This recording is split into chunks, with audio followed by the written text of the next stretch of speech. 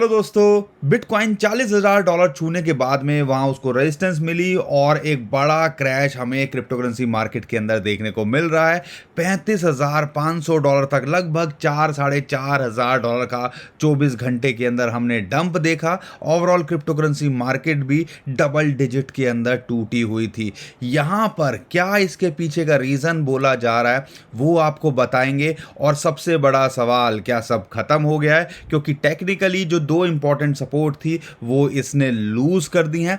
अगर यहां ये मेंटेन नहीं कर पाता या रिकवर नहीं कर पाता है जल्दी से, तो कहां इसको अगली सपोर्ट मिलती है वो भी इस वीडियो के अंदर हम आपको बताने वाले हैं। क्योंकि सबसे बड़ा सवाल सब यही पूछ रहे हैं, क्या सब खत्म तो नहीं हो गया या एक लंबा वनवास तो नहीं देखने को मिलने वाला है और बेयरिश जो मोड ये रह सकता है कुछ टाइम के लिए अगर जल्दी से इसने रिकवरी नहीं करी। तो ये सारे सवाल है इस वीडियो के अंदर हम आपको इसके जवाब देने की कोशिश करेंगे। तो बने रहिए हमारे साथ में। चैनल पहली बार आए तो चैनल को सब्सक्राइब कर लीजिए और उम्मीद करता हूं वीडियो को तो आपने लाइक कर ही दिया होगा।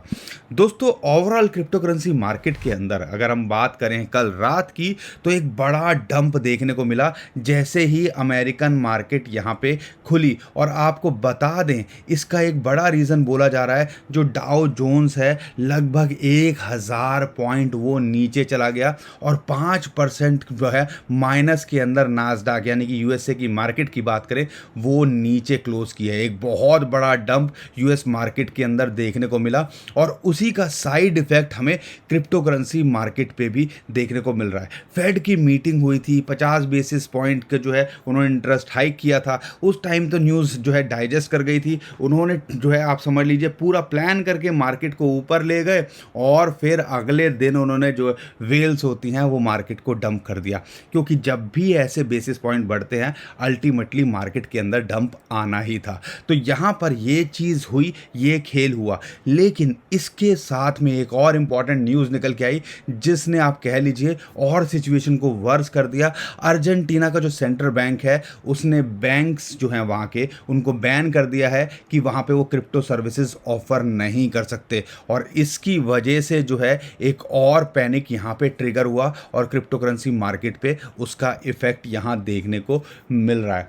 तो दो इंपॉर्टेंट जो बात निकल के आई, एक तो जो डाउ जोन्स या यूएस मार्केट जो है अच्छा खासा क्रैश कर गई, उसका साइड इफेक्ट देखने को मिला और ये यहाँ पे न्यूज़ निकल के आई। लेकिन आपको बता दें, ये तो थी बुरी खबरें। लेकिन यहाँ पर अगर हम बात करते हैं लूना की, उन्होंने दोबारे से 37,863 बिटकॉइन अपने लिए और बाय कर लिए हैं स्ट्रेटेजिक रिजर्व के लिए, अपने स्टेबल कॉइन के लिए। तो यहाँ पर ये छोटा मोटा अमाउंट नहीं है, लगभग $1.5 बिलियन की उन्होंने परचेज की है। आप समझ लीजिए ये प्रेशर क्यों बना हुआ था। और यहाँ पर ये जो OTC ओवर द काउंटर के थ्रू उन्होंने खरीदा है ताकि लोगों को पता भी ना चले कि वो अंदर ही अंदर माल यहाँ पे बटोर रहे हैं, और एकदम से उन्होंने अनाउंस किया। तो आप समझिए ये क्या चल रहा है। और आपने देखा होगा $40,000 से नीचे ये मेंटेन कर रहा था, उसके नीचे यहाँ प्रेशर बना हुआ था और यही चीज़ खेल चल रही थी। क्योंकि 37-38 हज़ार बिटकॉइन बाय करना इतना आसान नहीं है, मजाक नहीं हो रहा है। तो यहाँ पर अगर ये सारी चीज़ें हो रही हैं तो किस लिए हो रही हैं, लंबे समय में आपको इसका आइडिया लग जाएगा। और आपको बता दें, अगर कॉरपोरेशन की बात करें, टेस्ला से ज़्यादा अब इनके पास में बिटकॉइन यहाँ पर हो गए हैं और सबसे बड़ा कॉरपोरेट ये यहाँ पे बन के निकल के आ रहा है। ये आपको सोचना पड़ेगा कि ये इतने सारे बिटकॉइन जब खरीदे जा रहे हैं 6 महीने 1 साल बाद क्या हो सकता है। शॉर्ट टर्म की बात करना बहुत ज़रूरी है। क्योंकि टेक्निकली यहाँ पे बात करें, 1-2 चैनल के अंदर ये ट्रेड कर रहा था। पहले इस चैनल को इसने मेंटेन किया और उसके बाद वहाँ से रिजेक्ट हो गया और उसके बाद हमने यहाँ पे ये डंप देखा। उसके बाद दोबारा से जो इसके सेकंड सपोर्ट थी चैनल की, उसको यहाँ इसने मेंटेन किया और अब वहाँ से भी डंप कर गया। एक अगर मैं बात करता हूँ फॉलिंग वेज की, उसके अंदर ये ट्रेड कर रहा था, उसके अंदर यहाँ इसको लगातार सपोर्ट मिल रही थी, उसको भी डंप कर दिया। तो यानी कि टेक्निकली अब यहाँ पे बिटकॉइन थोड़ा वीक लग रहा है। लेकिन आपने अगर हमारी कल की वीडियो देखी होगी तो हमने आपको क्लियर बताया भी था, इतना आसान नहीं है इससे ऊपर जाना।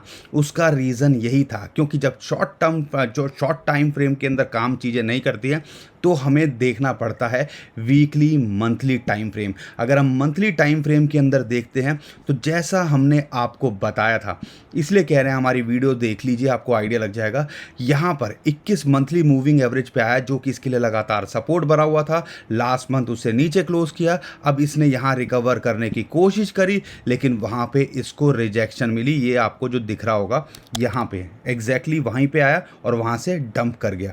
ये तो थी मंथली बात। लेकिन अभी अगर हम देखते हैं कि भैया सपोर्ट कहाँ कहाँ है, तो वीकली कैंडल को भी देखना बहुत ज़रूरी है। ये जो येलो लाइन आपको दिख रही है, ये 100 वीकली मूविंग एवरेज है, जो इसके लिए अभी एक इमीडिएट सपोर्ट का यहाँ काम कर रहा है। मंथली बड़े टाइम फ्रेम में देखना बहुत ज़रूरी हो जाता है, ताकि हम समझ पाएँ कि मार्केट बेयरिश हो रही है या यहाँ से ट्रेंड रिवर्सल होगा कि नहीं होगा। तो अभी की बात करें, इमीडिएट सपोर्ट इसको है लगभग $36,000। अगर इसको मेंटेन नहीं कर पाता है तो यहाँ पे हो सकती है दिक्कत, और फिर ये पहुँच सकता है दोबारे से जहाँ पे इसको लास्ट टाइम सपोर्ट मिली थी, जो कि है लगभग $33,000, जो इसके लिए नेक्स्ट एक सपोर्ट निकल के आती है। अगर ये 36,000 या 35,000 डॉलर इसके बीच में मेंटेन नहीं कर पाता। लेकिन यहाँ ध्यान रखना है कि अगर शॉर्ट टर्म के अंदर अगर ये रिकवर नहीं कर पाता है, यानी कि आने वाले हफ्ते भर के अंदर इसकी वीकली कैंडल जो है $37,500 से ऊपर क्लोज नहीं कर पाती है, तो हो सकता है यहाँ पे ये सारी हमें दिक्कत देखने को मिले। तभी आए, अगर यहाँ से रिकवर कर जाता है तो फिर भैया फिर दोबारा से गेम खुल जाएगा कि ये अपने जोन के अंदर आ गया है। लेकिन अगर ये टेक्निकली देखते हो शॉर्ट टाइम फ्रेम के अंदर, दोनों इसने सपोर्ट यहाँ लूज़ कर दिए हैं। लेकिन हम देख रहे हैं कि अगर ये $37,000 से ऊपर दोबारा से आ जाता है, 500 एग्जैक्टली बताऊँ $37,500, तो आप कह सकते हो नथिंग टू पैनिक। लेकिन जब तक ये उसके ऊपर नहीं आता हफ्ते भर के अंदर, तो ये पैनिक की सिचुएशन यहाँ बनी रह सकती है। आपको बता ही दिया, बैड न्यूज़ क्या आई, उसका इफेक्ट हमें देखने को मिला।